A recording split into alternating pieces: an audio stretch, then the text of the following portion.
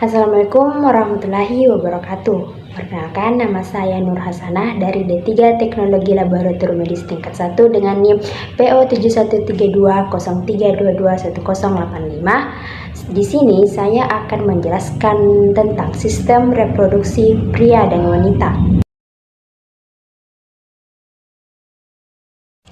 Kali ini saya akan membahas tentang anatomi fisiologi sistem reproduksi pria, yang mana dari organ eksternal atau bagian luar dan organ internal atau bagian dalam.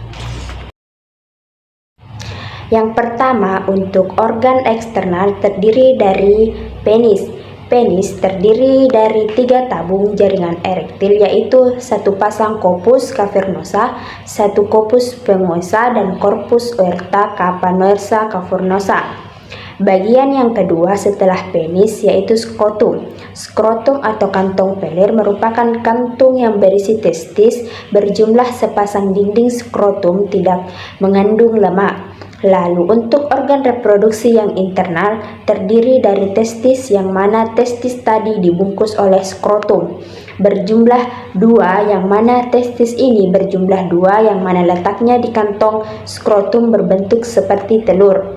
Testis terdiri dari berlahan-lahan yang bernama tubulus testil. Lalu selain testis, untuk organ reproduksi internal pada pria ada epididymis. Epididymis merupakan suatu saluran panjang yang menempel di belakang testis.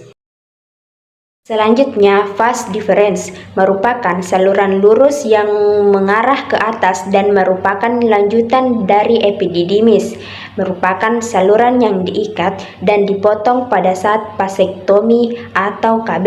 Jadi kalau laki-laki ingin menggunakan KB yang sudah tidak menginginkan anak lagi, yang diikat atau yang dipotong yaitu di bagian vas deferens. Selanjutnya, vas deferens ada bagian seminalis, merupakan kantong-kantong kecil yang terbentuk tidak teratur. Selanjutnya, saluran ejakulasi merupakan saluran yang menghubungkan kantong semen dengan uretra. Selanjutnya, kelenjar prostat melingkari bagian atas, kelenjar prostat uretra di bagian bawah kantong kemih. Dan selanjutnya, uretra merupakan saluran reproduksi yang terdapat di dalam jenis. Demikian organ reproduksi pria di luar dan di bagian dalam. Selanjutnya, saya akan membahas anatomi fisiologi pada wanita. Sistem reproduksi pada wanita terbagi yaitu bagian eksternal dan bagian internal. Pada bagian eksternal terdapat mons pubis, labia mayora, labia minora, klitoris, uretra, anus, dan himen. Mons pubis merupakan bagian terluar organ reproduksi pada wanita. Bagian ini berbentuk segitiga yang berfungsi untuk melindungi tulang kemaluan wanita atau sintesis pubis. Yang kedua yaitu labia mayora, merupakan bagian dari organ reproduksi wanita yang disebut sebagai vulva. Bentuknya seperti 2 lipatan besar di luar vagina. Bagian labia mayora di setiap organ bisa bervariasi, tetapi umumnya berkisar antara 2 cm hingga 10 cm. Yang ketiga, labia minora. Labia minora merupakan lipatan kecil di bagian dalam labia mayora. Bagian depan labia minora mengelilingi klitoris. Kedua labia ini mempunyai pembuluh darah. Yang berikutnya ada klitoris.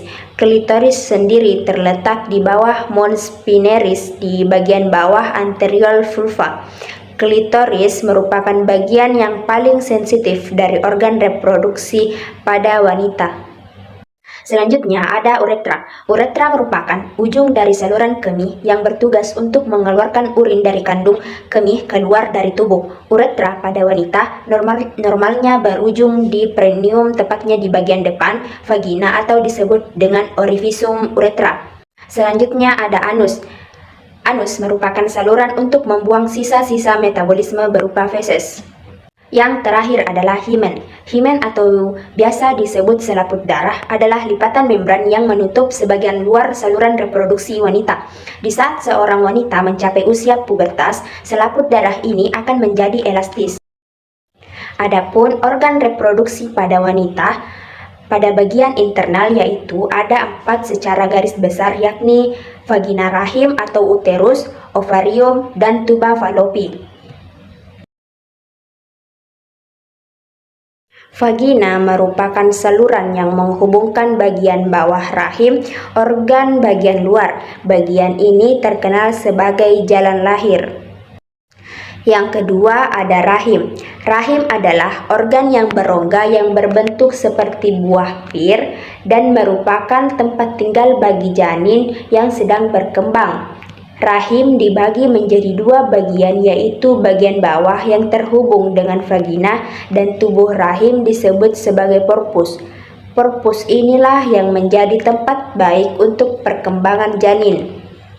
Berikutnya ada ovarium. Ovarium adalah kelenjar kecil berbentuk oval yang terletak di kedua sisi rahim. Ovarium ini menghasilkan sel telur dan juga hormon. Yang terakhir ada tuba falopi. Organ ini berbentuknya seperti tabung sempit yang melekat pada bagian atas rahim dan memiliki fungsi sebagai saluran jalannya sel telur dari ovarium ke rahim. Pembuahan sel telur oleh sperma umumnya terjadi pada saluran tuba. Telur yang dibuahi bergerak menuju rahim dan akan berkembang menjadi janin.